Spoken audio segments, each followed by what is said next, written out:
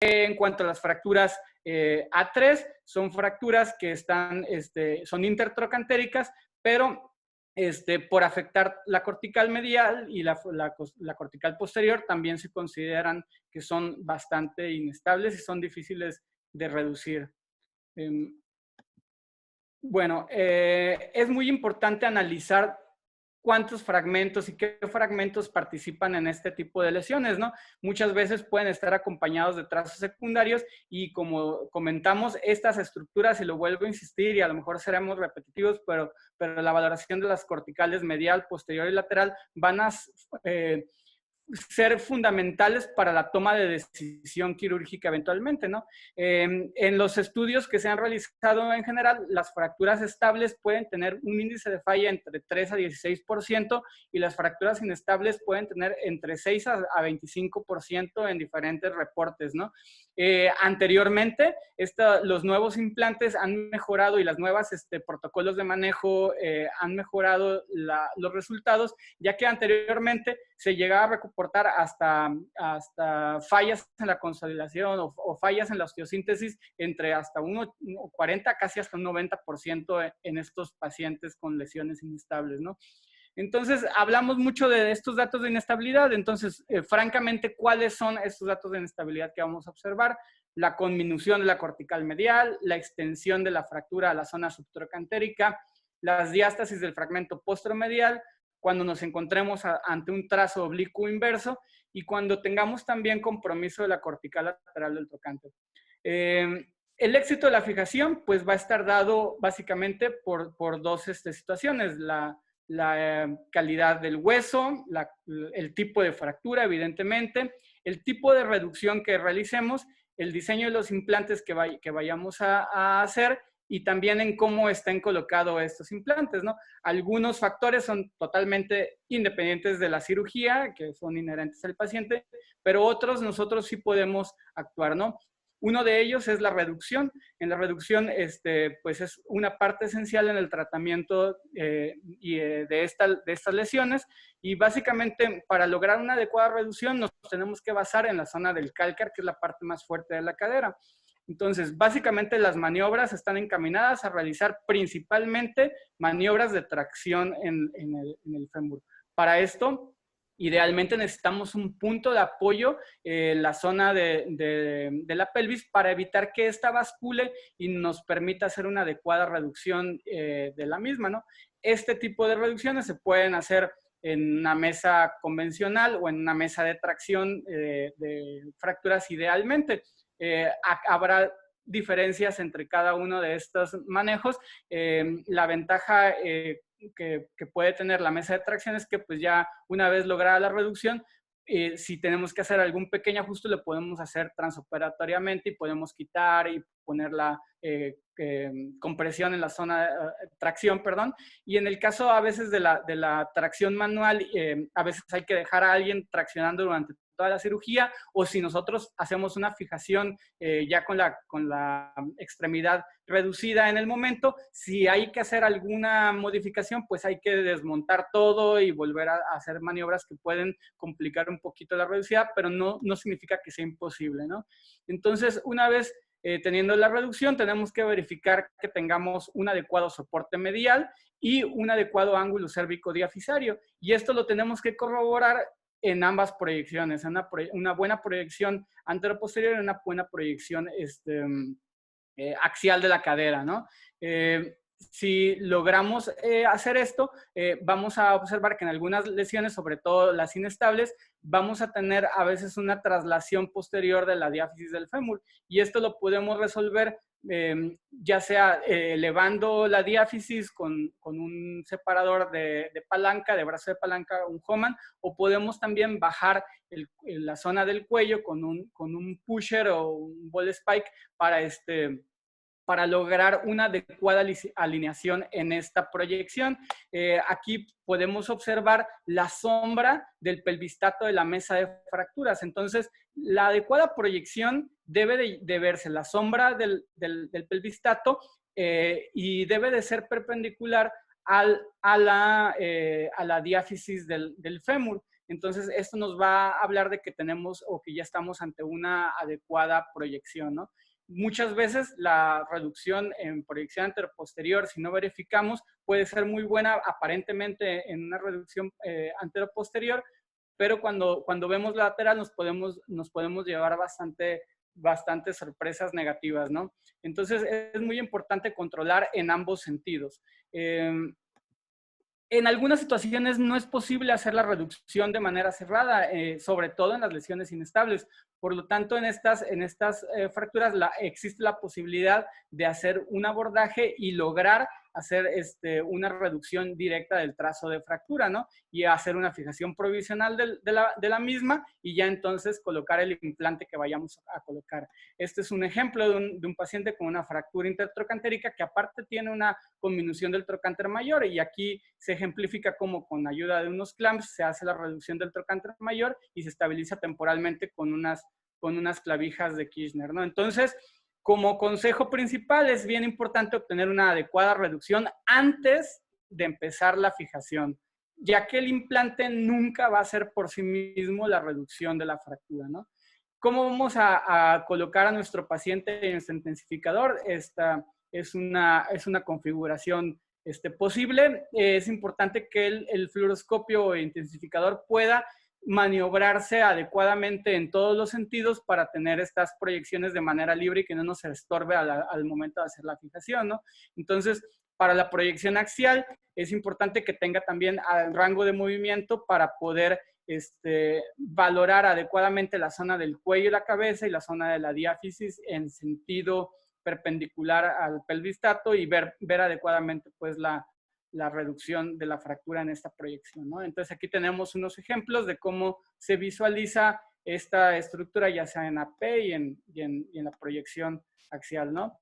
Este pequeño video nos especifica, ya una vez colocado el paciente acostado sobre la mesa de tracción, es muy importante realizar una adecuada fijación de la extremidad con vendas elásticas, con cinta adhesiva, con lo que tengamos a la mano, ya que muchas veces al momento de empezar a hacer tracción sobre la extremidad, está la fuerza que puede caerse la extremidad y esto representa un problema transquirúrgico, ¿no? La otra extremidad puede estar a un lado en una piernera similar a la extremidad fracturada, pero una configuración muy útil para permitir el paso libre del fluoroscopio es colocar una piernera ginecológica con cojinetes y un pad de compresión de la extremidad inferior para evitar coágulos por la semiflexión de la extremidad, y ya en este punto podemos nosotros retirar ya la base de la cama y el paciente pues quedará parcialmente flotando, ¿no? Las extremidades flotando. Y una situación que también vale la pena mencionar es la fijación de las extremidades superiores, ¿no? Aquí hay que colocar el codito en flexión del paciente con una almohadilla y fijarlo con una sábana, y esto nos va a permitir que el fluoroscopio entre libremente en esta zona y no lastime a la extremidad del paciente, o si el paciente está despierto no nos esté molestando durante el procedimiento.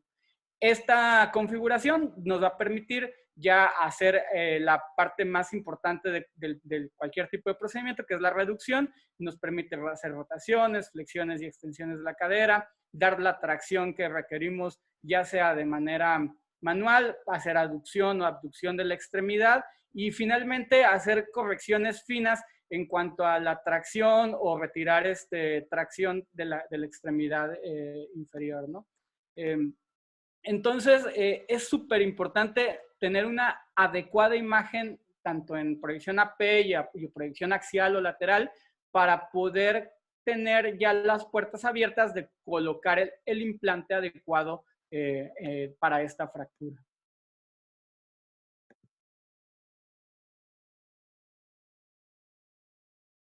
Clau, ¿me escuchan?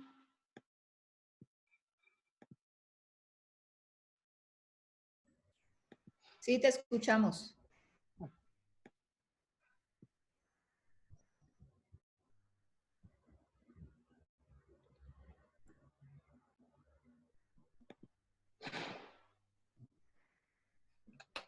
Bueno, entonces vamos a continuar con la segunda parte de este tema de fracturas intertrocantéricas. Muchas gracias, Reni, a la Sociedad Venezolana por la invitación a este evento.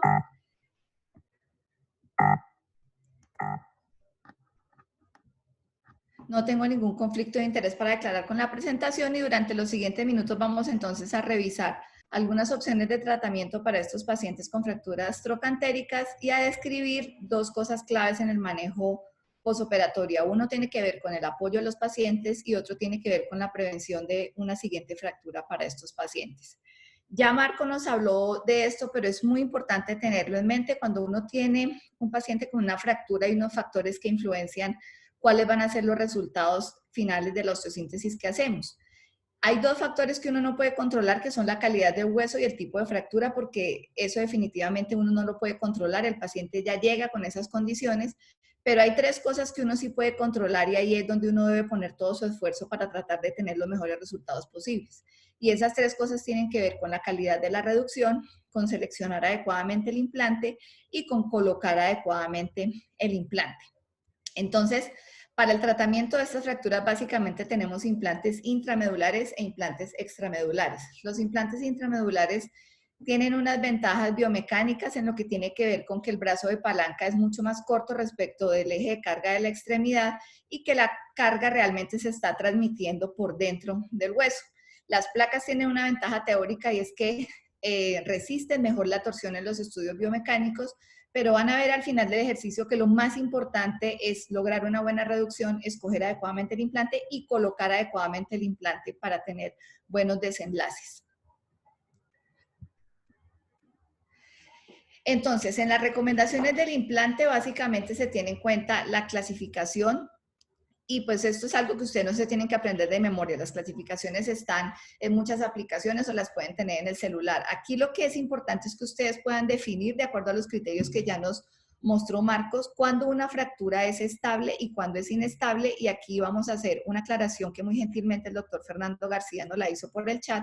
Y es que tengan en cuenta que un paciente que tenga una fractura del trocánter menor no quiere decir que el paciente tenga una fractura del cálcar, porque si ustedes se acuerdan anatómicamente el trocánter menor está mucho más atrás. Entonces, para que ese no sea su parámetro para definir si el paciente tiene una fractura inestable o no. Lo que se ha definido con suficiente nivel de evidencia es que las fracturas estables tienen muy buenos desenlaces si usted pone un clavo intramedular o si usted pone una placa.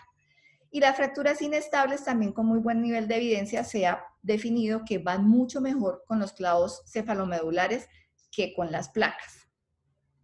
Y hay un concepto adicional del que se ha hablado en los últimos 10 o 12 años y es el concepto de la integridad de la pared lateral. Y ustedes pueden encontrar muchísimas publicaciones en la literatura en las que hablan de la importancia de tener en cuenta el tamaño de la pared lateral para poder escoger un implante y se ha introducido un concepto que uno debe tener siempre en mente y es el concepto de las fracturas intertrocantéricas potencialmente inestables. ¿Eso qué quiere decir o cómo se toma esa medida? Ustedes toman la parte más prominente del trocánter mayor y toman 3 centímetros hacia distal y a partir de ese punto 3 centímetros hacia distal trazan una línea que sea perpendicular al foco de fractura, que es la línea rosada que ven ahí en el dibujo, que está marcada con la letra D. Esa línea, ese fragmento, esa pared lateral, para que ustedes puedan colocar un DHS y que puedan tener un buen desenlace, debe tener más de 20.5 milímetros, ¿sí? O sea, más de 2 centímetros. Si ustedes tienen una pared lateral que tiene menos de ese tamaño, a pesar de que les pareciera que es una fractura estable, no sería una buena opción colocar una placa porque esa pared por debajo de 20.5 es un indicador de un alto índice de reintervención para los DHS. Las placas que tenemos disponibles en el mercado para las fracturas de intertrocantéricas, la más clásica y que creo que todos utilizamos más, es el DHS, pero tenemos también las placas anguladas, que son placas que creo que, sin echar vainas, Reni, pero son placas que conocen más los ortopedistas de las generaciones previas a mí. Yo realmente no puse placas anguladas. Y tenemos también disponibles las placas de fémur proximal bloqueadas, que no son las que utilizamos todo el tiempo, pero hay que tenerlas en mente para algunas situaciones excepcionales. Las placas o el DHS realmente se utilizan mucho en los patrones estables. Ya vimos que si la fractura es estable, el paciente va igual de bien con una placa o con un clavo. Cuando uno tiene fragmentos proximales muy cortos, y de ahí la importancia de hacer un planeamiento preoperatorio adecuado. Si usted tiene un fragmento proximal muy corto, va a ser muy difícil que pueda tener un buen punto de entrada para su clavo, y probablemente este es un paciente que va a ir mejor con una placa de fémur proximal bloqueada, por ejemplo, o con un DCS. Entonces, es importante tener en mente cuál es el tamaño del fragmento proximal que usted está tratando. Y hay otra cosa que nos acostumbramos a hacer, y es que miramos siempre la fractura en el plano AP y no nos preocupamos por el plano lateral. Y los trazos coronales nos dan mucha dificultad cuando hemos escogido como método de tratamiento un clavo intramedular. Entonces es importante también, cuando ustedes crean que un paciente tiene un trazo coronal, por lo menos tener el otro implante disponible en el quirófano, o si tienen los recursos para hacerlo, pues hacer una tomografía para estar seguro, porque un trazo coronal en la parte proximal probablemente va a ir mejor con una placa. Las placas también se utilizan para hacer revisiones en pacientes que han tenido osteosíntesis con clavo y que esas osteosíntesis han sido fallidas, como ustedes pueden ver en este caso, que es un caso de Reni, en el que se hizo una revisión de esa osteosíntesis con una placa angulada con un muy buen resultado posoperatorio y consolidación de la fractura. La otra opción que tenemos para estas fracturas pues son los clavos intramedulares. Deben tener en cuenta que independientemente de la marca o de la casa comercial que lo distribuya, contamos con clavos cortos y con clavos largos. Y el otro detalle que es muy importante tener en cuenta es que algunas casas comerciales tienen disponibles clavos con diferentes ángulos cervicodiaficiarios. Ya Marco les habló de la importancia de restituir el eje cervicodiaficiario del paciente, pero tengan en mente que los pacientes de la tercera edad, los pacientes ancianos, generalmente tienen caderas varas. Entonces es poco probable que un implante con un cervicodiaficiario de 130 o 135 sea el implante adecuado para él, porque son pacientes que se van varizando en la medida en que van envejeciendo. Entonces ese parámetro hay que tenerlo en cuenta, verificar si el implante que ustedes tienen tiene esa versatilidad de poder escoger diferentes cervicodiaficiarios, y si no la tienen y tienen un paciente varo, pues probablemente tienen que considerar la opción de cambiar el implante para no pasar dificultades en cirugía. Los clavos, como vimos que tienen muy buen nivel de evidencia, van muy bien con los patrones inestables de las fracturas intertrocantéricas. Los patrones de trazo invertido también tienen los clavos su indicación acá. Y hay una indicación relativa que tiene que ver con la osteoporosis. Usted probablemente pueda tener un paciente con un trazo que considere estable, pero si el paciente tiene una osteoporosis severa, recuerden que el clavo tiene una ventaja biomecánica con respecto a la carga y a la disminución del brazo de palanca con respecto al eje de carga a la extremidad, y probablemente sea mejor opción escoger un clavo para este tipo de pacientes. Y esta es una opción que obviamente no podemos dejar de mencionar, que no quiere decir que sea la primera opción, ni que vaya a ser lo que primero hagamos en un paciente con una fractura intertrocantérica, porque normalmente los pacientes se pueden reconstruir ya sea con un clavo o con una placa, pero las prótesis hay que tenerlas en mente en algunas situaciones especiales. Entonces, una, como en este caso que les muestro acá, un paciente que ha tenido una falla en una cirugía previa y que ustedes consideren que la calidad del hueso o el estado en el que está el hueso en ese momento no les va a dar para hacer una revisión de la cirugía, pues probablemente es un paciente que tenga la indicación de hacer una prótesis. Un paciente que tenga una fractura intertrocantérica y que haya tenido el diagnóstico de artrosis previamente, y más si la artrosis es sintomática, también es un paciente candidato a hacer una prótesis de cadera. O los pacientes con osteoporosis severa, como en este caso. Este es un caso en mi hospital, una paciente de 90 años con diagnóstico de osteoporosis, y que ustedes pueden ver que tiene una fractura intertrocantérica, pero que tiene compromiso también del cuello, además de su osteoporosis. Entonces, probablemente en estos casos sea mucho mejor y más predecible el resultado del paciente haciendo una prótesis. Y hay otra cosa que ha influido mucho en la escogencia del implante y tiene que ver con la edad y la generación de los cirujanos. A partir de la llegada de los clavos cefalomedulares, en algún momento se pusieron, en los años 90 se ponían en muy poca cantidad, más o menos después del 2000 comenzaron a aumentar la cantidad de clavos puestos en el mundo, y a partir del 2005 la cantidad de clavos supera la cantidad de placas, independientemente de si las fracturas son estables o inestables. Pero eso tiene mucho que ver con el entrenamiento que tienen los residentes ahora, y que obviamente ven mucho más cantidad de clavos cefalomedulares. Entonces, cuando salen a su práctica profesional, pues ponen más clavos cefalomedulares.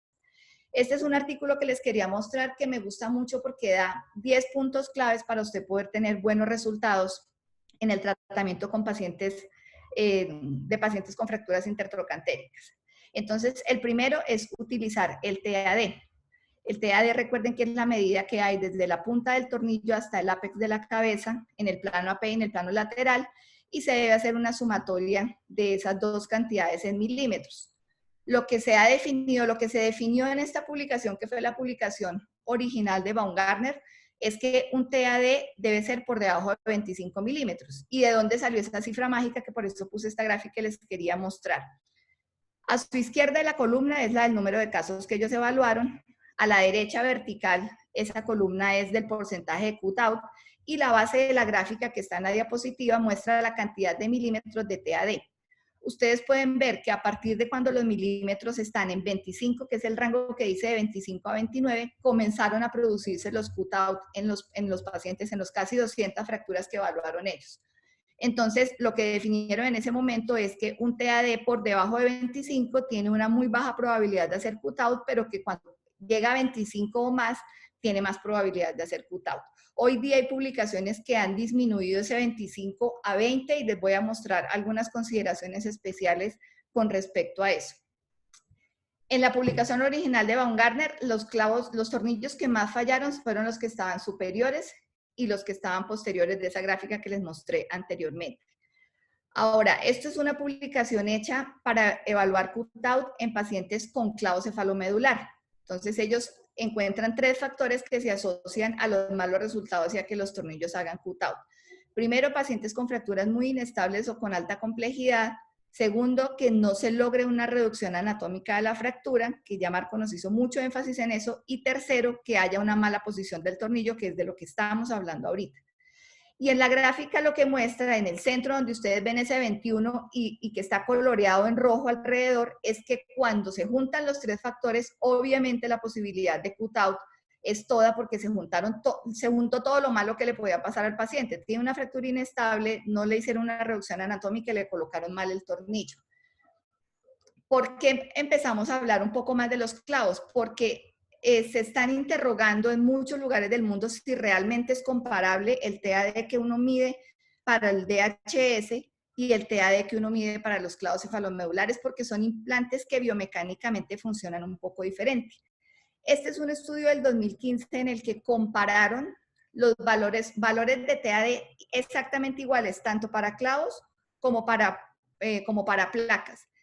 Pero resulta que no, sin haber esa diferencia, el riesgo de hacer cut-out fue mucho menor en las hojas helicoidales. Entonces, ellos concluyen en este artículo que a pesar de que estaban comparando 2 situaciones que se suponía que eran iguales, el riesgo de cut-out reportado para las hojas fue mucho menor y que por lo tanto probablemente el TAD no es un buen predictor de cut-out para las hojas helicoidales. Ojo que no estoy diciendo que no sirva o que no lo tomen, les voy a mostrar qué se está haciendo en todas partes para tratar de encontrar un índice que sea adecuado para los clavos, porque se están dando cuenta que no es exactamente lo mismo. Entonces, este es un índice en el que lo que hacen es medir la angulación que hay producida entre el eje del cuello femoral y el eje del tornillo, tanto en el plano AP como en el plano lateral, y se busca un número que ellos llaman el ABA y que debe ser mayor de menos 10 grados. Esta es una de las iniciativas que hay. Y la otra es, en lugar de utilizar, como les mostré ahorita, el eje del cuello por dentro y el eje del tornillo, están utilizando el borde inferior del cuello y la punta del tornillo. Y lo que miden es la distancia desde la punta del tornillo a donde la línea que pasa por el borde del cuello toca la cabeza. Estas son iniciativas, o sea, la recomendación es seguir utilizando el TAD porque es lo que conocemos, lo que es reproducible, lo que hemos hecho durante muchos años, pero igual hay que tener la mente abierta que se están haciendo otras cosas y buscando otra forma de medir los desenlaces de los clavos. Entonces, ya les di el primer tip del artículo, que es mida el TAD porque es importante para poder definir si su paciente tiene riesgo de hacer cut-out. El segundo tip es que si usted no tiene columna lateral, y ya vimos cómo se mide para definir si una fractura es potencialmente inestable, no utilice un DHS porque esto es lo que termina pasando. El implante le va a fallar por más que usted ponga muchos tornillos o por más que usted tenga una buena reducción. El tercer tip es que es muy importante que usted aprenda a reconocer cuáles son los patrones inestables de las fracturas para poder definir cuáles definitivamente no les va a poder poner una placa y va a necesitar utilizar un clavo cefalomedular. Cuarto tip, tengan en cuenta la curvatura del fémur. Los pacientes ancianos van haciendo curvatura en el fémur y probablemente los clavos que tenemos disponibles no tienen el mismo radio de curvatura. Cuando ponemos un clavo largo, puede pasar en el plano lateral que usted termine perforando la cortical anterior o produciendo una fractura supracondilia de fémur. Entonces, tenga en mente verificar muy bien eso y obviamente parte de tener éxito en esto es tener un punto de entrada perfecto al comienzo de la cirugía del paciente. El quinto tip es que el ingreso se debe hacer ligeramente medial y aquí les quiero decir dos cosas fundamentales. Si ustedes ven la imagen de la izquierda en la diapositiva, ustedes ven que la punta del trocánter tiene una imagen que se ve como doble, no se ve una imagen sencilla, sino que se ve una sombra como otro trocánter mayor, como otra punta de trocánter mayor alrededor.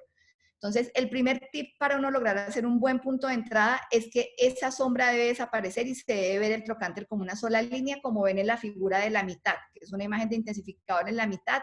Se debe ver completamente simple la línea para que ustedes estén seguros que la posición del fémur proximal es la adecuada para poder hacer el punto de ingreso. Esa es la primera recomendación. Y la segunda es que no entren en la punta del trocánter, porque cuando uno entra exactamente en la punta del trocánter, lo que termina pasando es que cuando instrumenta el clavo y empieza a fresar, empieza a comerse la cortical lateral, termina uno fracturándola o sencillamente fresándola con la fresa gruesa proximal. Entonces, es muy importante entrar un poco más medial para que ustedes tengan un punto de entrada adecuado del clavo. Acuérdense que cuando uno entra muy lateral o se va lateralizando durante la cirugía e introduce el clavo, eso automáticamente les variza la fractura y una fractura en varo es una fractura que no va a tener un buen desenlace.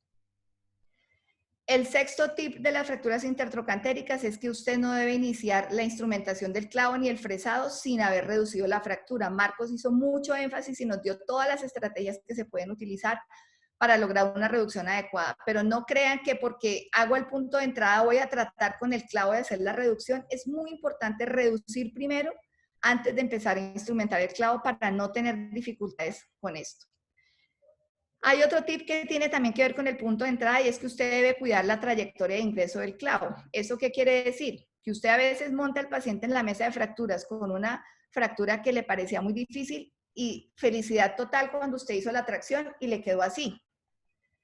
Pero pasa que usted cuando está introduciendo el clavo, se le recuesta medial y entonces termina usted con una fractura desplazada. Entonces, esto tiene también mucho que ver con el punto de entrada del clavo. Si ustedes ven aquí, ese punto de entrada de este clavo está un poco lateral y cuando es un punto de entrada lateral, pues inevitablemente se va a recostar medial y en una fractura compleja nos va a producir ese tipo de desplazamiento. El octavo tip es evitar el varo. El varo es la deformidad que peor puede tener uno en el plano AP.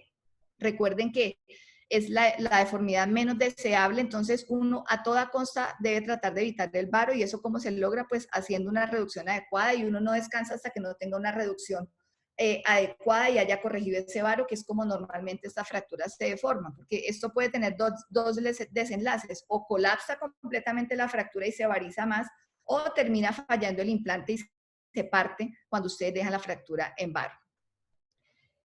Durante algún tiempo se hablaba de no bloquear los clavos en los pacientes que tenían fracturas estables y aún hoy día creo que todavía hay algunas escuelas en las que hay mucha discusión por este tema. La recomendación en el artículo es que se debe hacer bloqueo distal de los clavos independientemente de que la fractura esté bien reducida y que sea un trazo estable. Yo estoy de acuerdo con esa recomendación. Me parece que igual la fractura se colapsa un poco y si usted no tiene un bloqueo distal, eso no va a haber control del colapso que está viendo. Y segundo, que recuerden que cuando el clavo queda suelto y si el clavo es más delgado que la diáfisis, que es lo que normalmente pasa porque los pacientes osteoporóticos tienen corticales muy delgadas, él hace un efecto que se llama el efecto de parabrisas, y es que cuando el paciente comienza su actividad, el clavo comienza a moverse como el parabrisas de un carro. Entonces, yo aquí, ¿qué les puedo decir? Que uno nunca se arrepiente de poner un bloqueo, pero uno sí se arrepiente cuando no pone un bloqueo. Entonces, bloqueen los clavos independientemente de que el trazo de fractura les parezca muy estable. Y la 10ª recomendación que tiene el artículo es evitar la distracción de las fracturas, y eso pues es un principio de manejo de todas las fracturas. Si usted tiene un trazo como este y deja una brecha como la que usted tiene en esa foto, pues van a pasar dos cosas: o que la fractura no va a consolidar o que el implante se va a partir. Entonces uno debe recordar, por ejemplo, los que utilizamos mesa de fracturas, que cuando uno ya tiene el clavo puesto y va a hacer el bloqueo, uno debe soltar la tracción si ha hecho mucha tracción o si la fractura está distraída, para evitar que pasen estas cosas y que la fractura quede distraída después de que uno haga el bloqueo. Y esto es una herramienta que está disponible obviamente en otros países, pero que me parece interesante que la conozcamos, y es que hoy día se utilizan software de navegación en cirugía para poder ubicar el TAD en tercera dimensión, para poder intraoperatoriamente controlar cuántos milímetros están quedando hasta el ápex de la cabeza. Obviamente una herramienta como esta pues nos va a lograr que tengamos mucho mejores desenlaces, porque estamos viendo toda la estructura anatómica en tercera dimensión.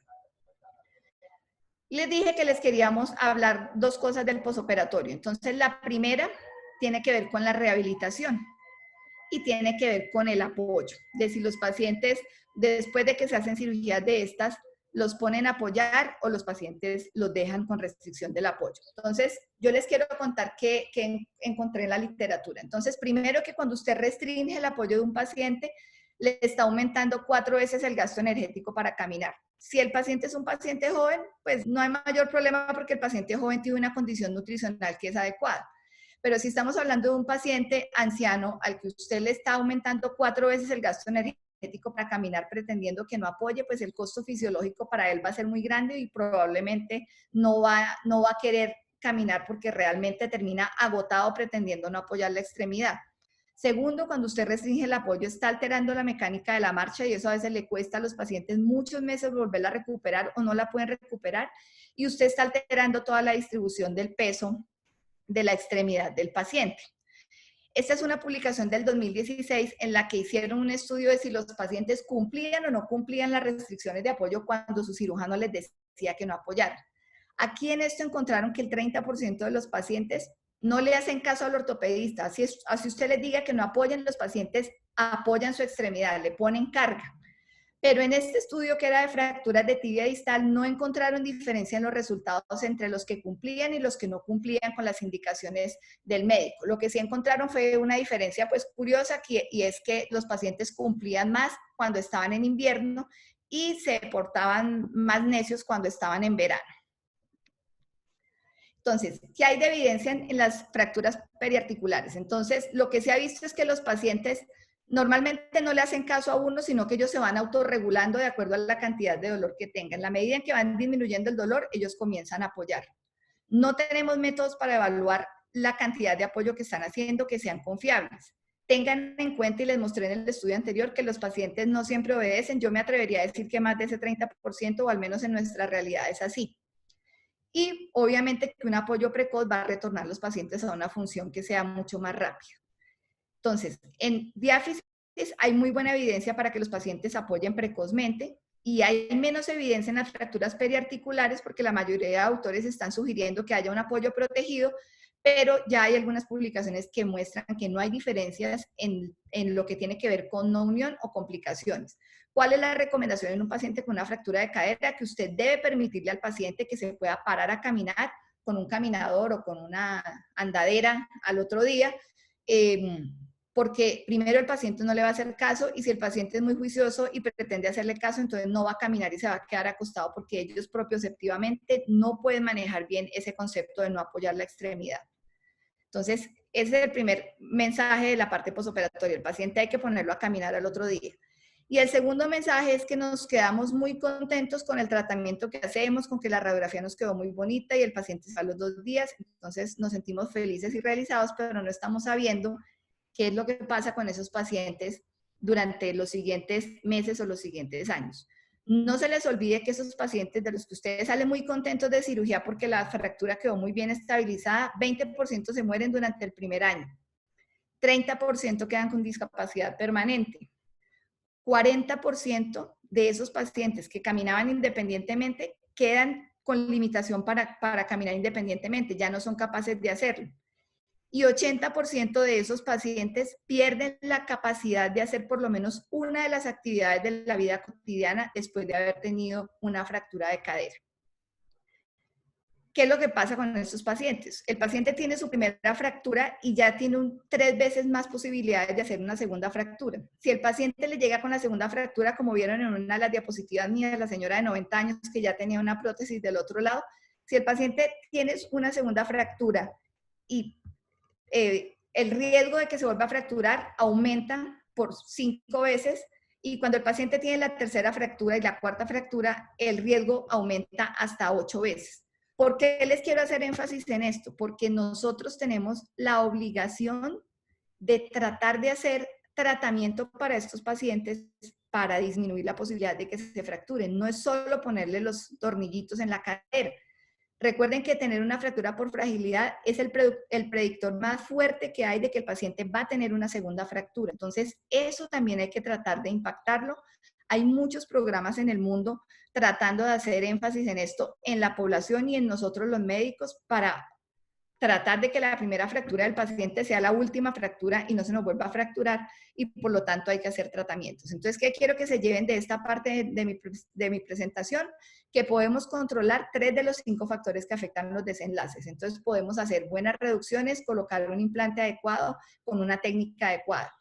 Los pacientes con fractura de cadera deben poder caminar en el posoperatorio inmediato. Usted debe hacer una osteosíntesis con la que usted quede tranquilo y que le permita decirle al paciente, párese a caminar con su caminador. Y el tercer mensaje es que el tratamiento va mucho más allá de hacer solamente la osteosíntesis. Nosotros debemos hacer prevención secundaria para evitar que el paciente tenga fracturas adicionales.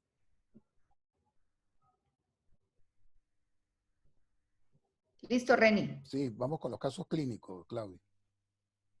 Con los míos arranco entonces. Sí, arranca. Vas a hacer las preguntas por la encuesta, ¿verdad?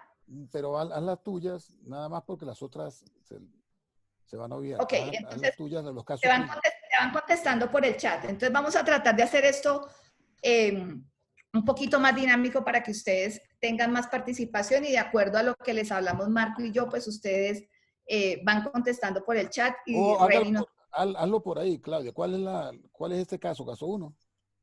Caso 1. Vamos a ponerlo. Caso 1, Claudia.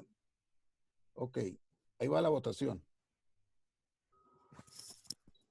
Ahí está la votación. Por favor, le dan a lo que consideren en la respuesta 1 y la respuesta 2.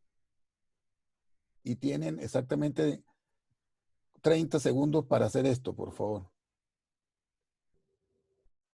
Si ustedes consideran que esta fractura es estable, ¿y qué método usarían? ¿Un implante extra o un implante intramedular?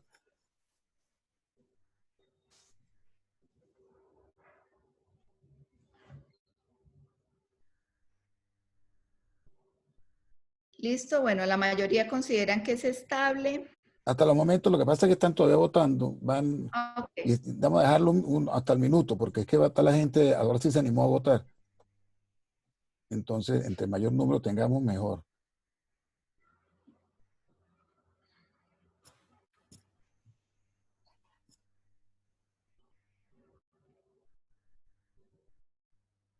Listo, un minuto, Reni.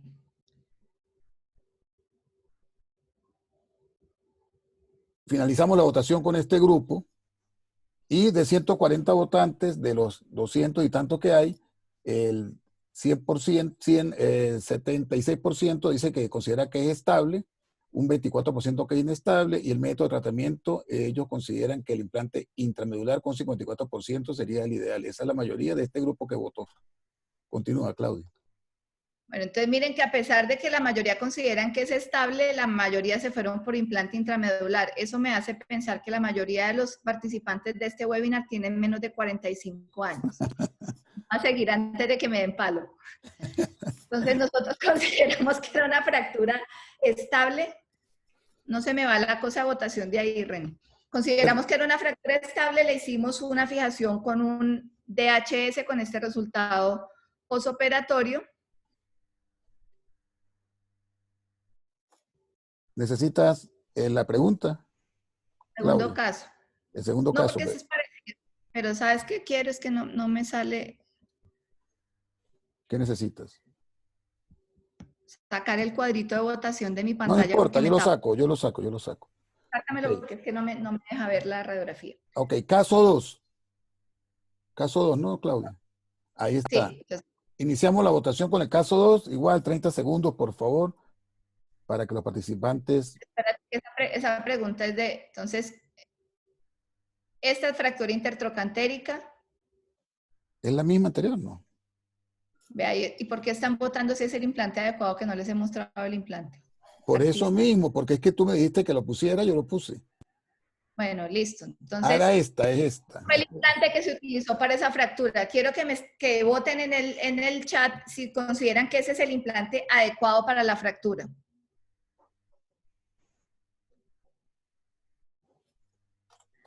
Vamos a ya finalizar la No, votación un momento. Ya la va, ya. votación es para Ya, anotarlo. voy a relanzar la votación, la voy a relanzar. Por favor, voy a relanzar la votación y ahí va otra vez. Listo. Ahora sí, ¿Consideran que es el implante adecuado para esa fractura?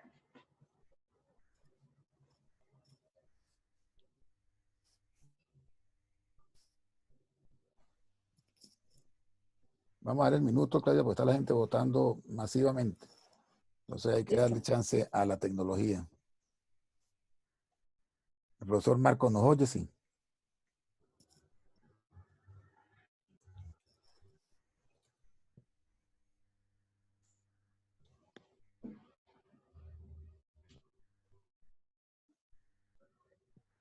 Parece que han dejado ya de votar. Sí, vamos a pararlo entonces ahí. Fíjate, con Listo. 156 personas que votaron, ellos consideran que sí es el implante adecuado, un 65%, y los que están conformes con la reducción, un 25%. Y no están conformes, un 75%. Esos son los resultados de Entonces, esta. recuerden que hablamos de 3 requisitos que nosotros controlamos. Reducción adecuada, escoger el implante adecuado y utilizar el implante de la forma correcta.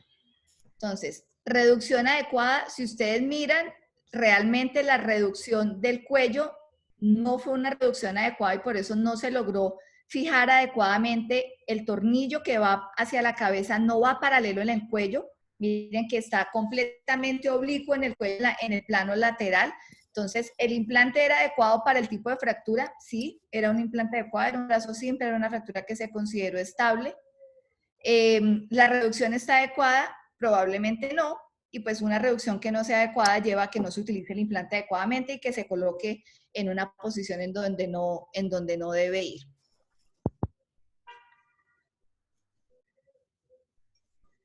Listo. Caso 3. Ahí hay votación, Entonces, ¿verdad? sí, pero cuando pongamos el implante, espérame. Ok. Entonces, tenemos esta fractura intertrocantérica que se consideró una fractura inestable. Este es un caso de Rodrigo Pesantes, que se le hizo esta técnica quirúrgica con este resultado posoperatorio. Reni, monta porfa la votación Sí, del señorita. caso.